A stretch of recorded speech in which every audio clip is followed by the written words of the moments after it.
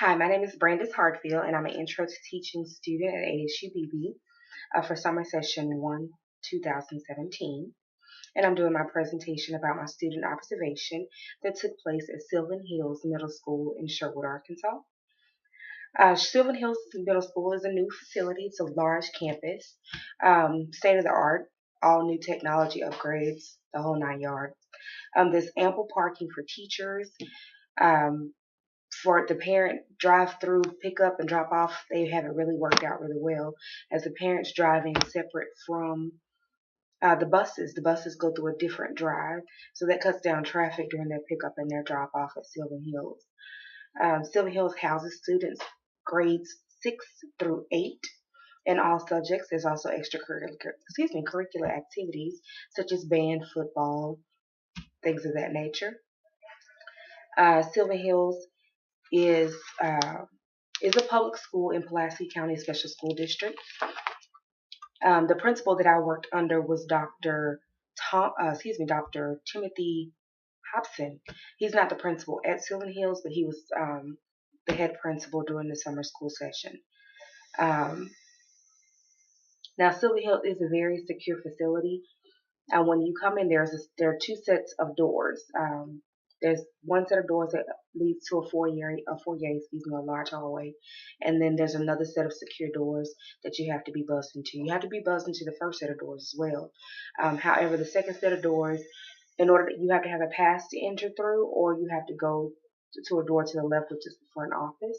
Once you enter the front office, in order to sign in as a visitor, you must have a state issue ID or driver's license, which they scan into a system which does a partial background check um, to see who's going into their facility and going into their campuses.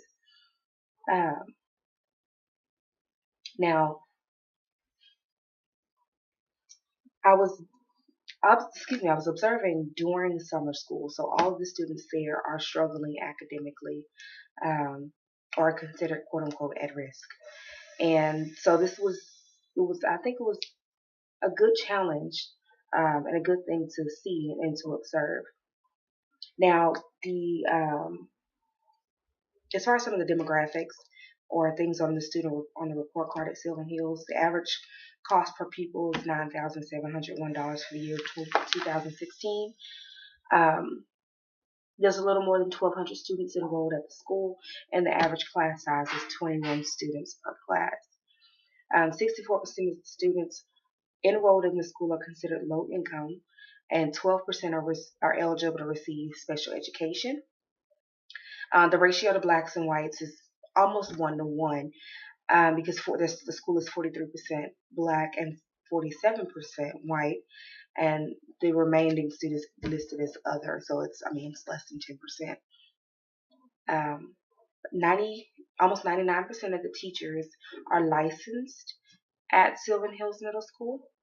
66% of them have bachelor's degrees, and 32% have master's degrees.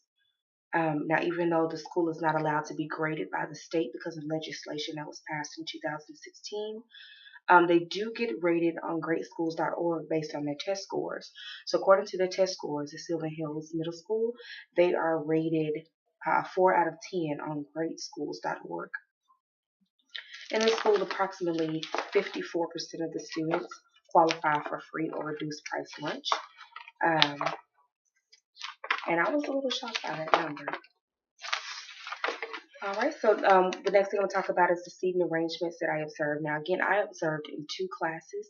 The way that they had their summer sessions set up was they had half, they were in class for 3 hours in the morning, and then they were in class for 3 hours in the evening. When I requested my subjects, I did indicate that I was interested in math and science, so the principal set it up to where I would be observing in a hybrid class that taught math and science in 6th and 7th grade, and then a class that was strictly math for 8th grade. Let's see. In the first class that I observed in was Mrs. Spearman. She is she was the sixth grade teacher who taught both science and math. There were only 5 students in the class. Uh, there were 3 black males, one white male, one Latino male. There were no females in the class. They sat rather close to her, um, arranged in two rows of three. They often worked together in pairs, and she did pair them on their strengths. And then sometimes they would work in just one group of four, because four students were math students and one student was a science student. How that worked out was that during the morning, the first part of the day, she would do math, and the student who was in science will be working separately on a computer, his Chromebook, in a program called Edgenuity. And then she would switch it up. So once she got the math students worked around, then she would switch to science and take that student off of the Edgenuity program and work with him one on one. Now, Mr. Nellum's class was a class right next door. It was a much larger class. There were approximately 11 students in that class, all eighth grade math students. Um, he allowed them to pretty much pick their own seating where they would sit. They usually sat closer to him when he gave his direction on the whiteboard, his instruction. And then when it was time to work individually, he would allow them to move. Now, sometimes they would group together with their friends, and they would be a little rambunctious, but Mr. Nellum would move them, have them to move. Um, and then when it got to the point where they were doing too much, he would tell them, now you have to sit where I say you sit. So he did allow the students some freedom to choose, but when they abused it, he took it away.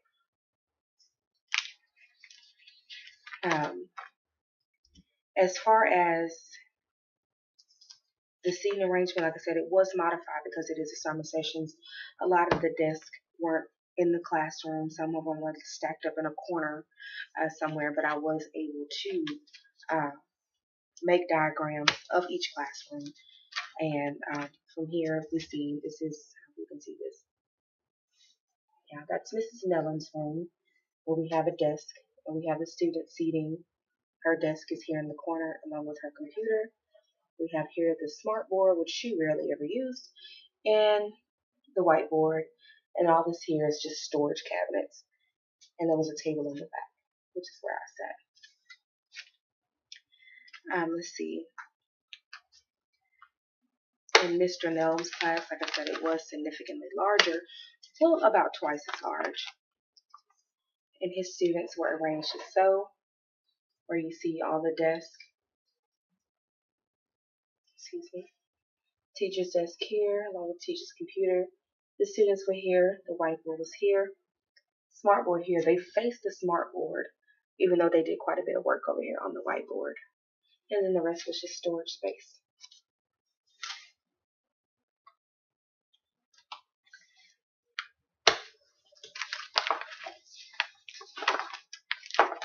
Now, as far as classroom management, they both had similar styles with a little variation of differences as far as the way that they managed their classrooms.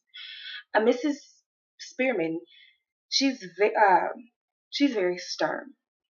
Uh, she as soon as you walked in the classroom, she told the students what it is she expected. She let them know what it is they expected. If they deterred from the expectations and the rules were posted in the classroom, she would just tell them what it is you should be doing. Um, this is not the time for napping. You didn't. This is the time to learn. Mr. Nellum was a little bit different. He would ask them what it is they should be doing. Now the rules were also posted, and he was very adamant that you should follow the rules. I follow the rules. You follow the rules. Um, Now, one student in Miss Spearman's class, um, nothing ever happened directly in the classroom. The only time that we would have issues is out in the hallways when we transition from the break going to the cafeteria. The kids would horseplay. Um, she would say something to him. I had observed one student attempted to ignore her, and she just immediately got him and escorted him personally to the principal's office. Um, Mr. Nellum, his students were a little bit older, so they were actually a little bit rowdier than the younger students. He would take a moment, but most of them were young men. He would take a moment and sometimes take him out in the hallway and talk to him personally, which usually helped. Um, he didn't do a lot of confronting in front of people in the classroom, but he would pull them to the side and say something to them. Another thing, he would, if the kids were, say, for instance, they're supposed to be working independently or working in groups and they're talking about something other than the lesson, he would remind them that should we be talking about that? What is it you should be discussing? And just kind of let them think about what it is that they're doing wrong. I've never observed anyone using any textbooks in the class. With it being modified, it was kind of challenging for them to create um, a curriculum based on a 3 week period. Um, I did speak with Mr. Nellen personally. He showed me how he came up with his curriculum. He said he was told he was given standards that children were supposed to be able to master by the time they completed a particular semester. And within those requirements, he chose what subjects it was that he was going to go over. He created a document on Word and um, will place the objective on the board or let the students know what it is that they will be talking about that day. I did also notice that he had to deter from that quite often because the kids were really struggling to get those concepts. Um, as far as learning activities in the class, it was pretty much a lot of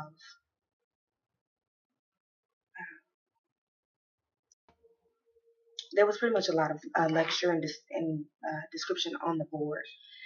With Now, when appropriate, they would break into small groups and work together. Sometimes he would have them, Dr. Nellum and Miss Spearman would have the students come up to the whiteboard and work problems out. Um, According to what the school requires, they wanted the students to get 60% of the instruction from the teacher and 40% from a program, again called Edgenuity, which a lot of the students, they just kind of played around with. Now, the climate in both classrooms were similar. Both teachers were stern, but they were also fair. I think the children could feel that the teachers genuinely cared about them, which did help them a lot in the classroom. Um, Mr. Nellum, he did like to play music and during the times that it was quiet to kind of keep the students from getting too restless, which did help in the classroom as well. um, Miss Nellum, excuse me, Mrs. Spearman, she was very engaged. She walked the classroom often when the students were working independently and kind of looked and see what they were doing, would touch them on the shoulder to make sure that they were understanding and ask questions. I did experience a lot of resisting learning in the eighth grade math class. And I don't think that was wholly the fault of the students. Most of the students in the classroom were from the same class where they had a teacher. They didn't have a teacher throughout the school year, so they ended up failing. Something happened with their teacher, and they ended up just pretty much using the computer system, the Edgenuity program, to self learn, and they failed. So a lot of concepts that he was going over in that class, the students would kind of almost mentally shut down because they did not understand. However, he was really good at getting them back on track and getting them engaged and involving. It was one particular time which I loved where Mr. Nellum, the students were not completely understanding.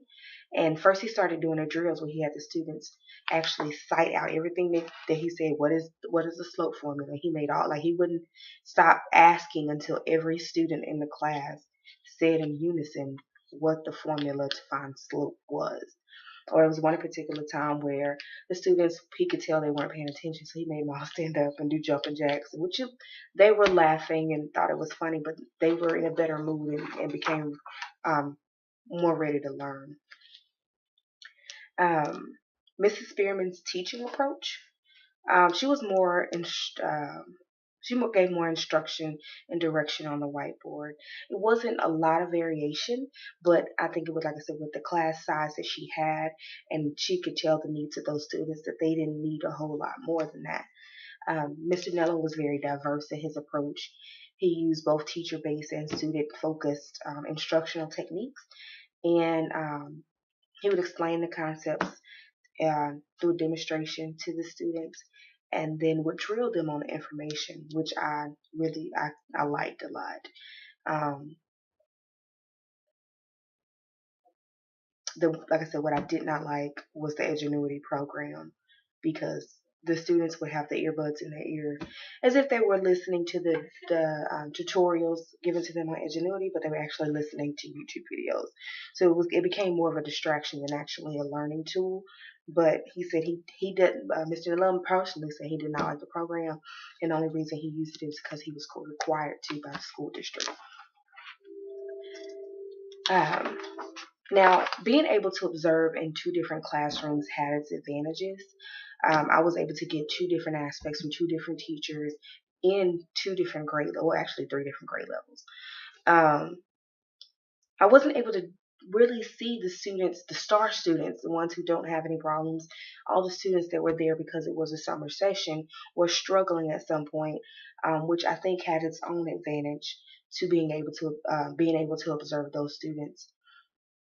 I did get to see firsthand how teachers put together their curriculum based on the standards. He said they're issued to, how it was issued to and from the principal, what it is that, you know, the students have to master in order to say that they successfully completed the course. And see how a lot of times they do have to deviate from that. So that lets me know that as an instructor, I'm going to have to be prepared to change quite often. Um, but being able to engage around and be around the students really did open my eyes to what it is that teachers do. And it's more than just giving information or feeding information. You really do have the impact on a child's life beyond just facts. And I just really look forward to becoming a middle school math and science teacher. Thank you.